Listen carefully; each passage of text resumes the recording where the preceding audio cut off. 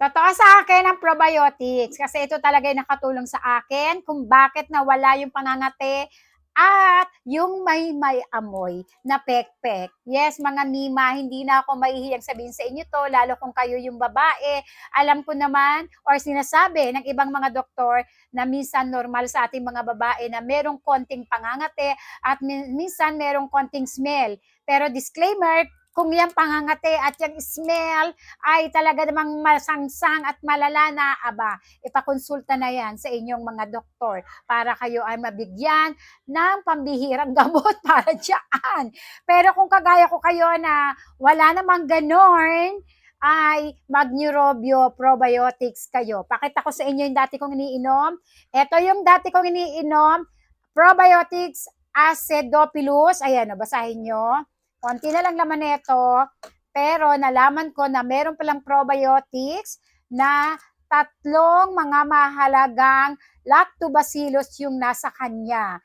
And Mima, nag-switch talaga ako nung nalaman ko yon kasi itong tatlong to, base sa aking pag-aaral, charot, base sa mga nababasa ko, na kikinigan ko at sinabi sa akin ng doktor ko, ang tatlong magandang lactobacillus na dapat meron sa probiotics mo na may coverage sa ating pekpek para iwas sa pangangate, sa pangangamoy. And ito maganda to kasi nga iwas din to sa pabalik-balik na UTI mo. Kesa naman palagi ka na lang iinom ng antibiotic.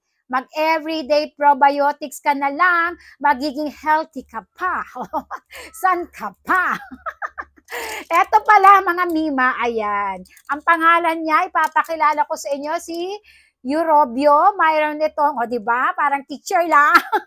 Meron itong tatlong important lactobacillus strain. Ito yung lactobacillus acidophilus. Kagaya nitong iniinom ko dati. Pero yun nga, nag-switch na ako dito. Ayan o, bawas na nga. Meron din itong lactobacillus rhamnosus, lactobacillus casei. Lahat ng yan na andito plus, meron pa siyang cranberry extract. Alam mo ba, kamakailan lang dumadaan sa FYP ko yung cranberry juice. Yun daw, juice yun ha. Ito naman, siguro ganun na rin, juice na rin, extra.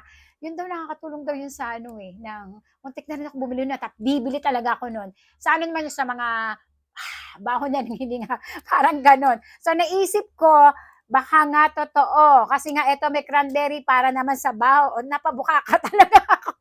Para sa baho ng ating pekpek. Mima, nako, uminom ka nito. Paano ko siya inumin? Dahil wala naman ako pabalik-balik na UTI. At kung UTI nyo ay malala, consult your doctor first. Ha? Para para alam ng doktor mo. Ayun na nga, paano ko siya inumin? Isang beses ko siya inumin sa umaga, yung paggising ko, empty stomach, yung pag-inom mo sa kanya. Pero tinanong ko, yung pinagbilang ko nito, paano ba kung may UTI, ganan, yung tanong ko. Ang sabi niya, kapag may UTI ka, dalawa yung iinumin mo. Pero ako, since pang maintenance ko lang, dahil nga galing nga ako dito, also, probiotics, kaya lang, isa lang ang strain niya, isa lang yung iniinom ko everyday, bago ako kumain, nagahan, empty stomach. Yun mga Mima, ang laking tulong sa akin ng probiotics. At yan ay talagang nakita ko sa sarili ko mga Mima Sore. Bumili kayo ng probiotics para na rin sa atin to. At kahit i-search nyo, i-google nyo pa, panoorin nyo sa ibang mga doktor, ayan, maganda talaga ang probiotics.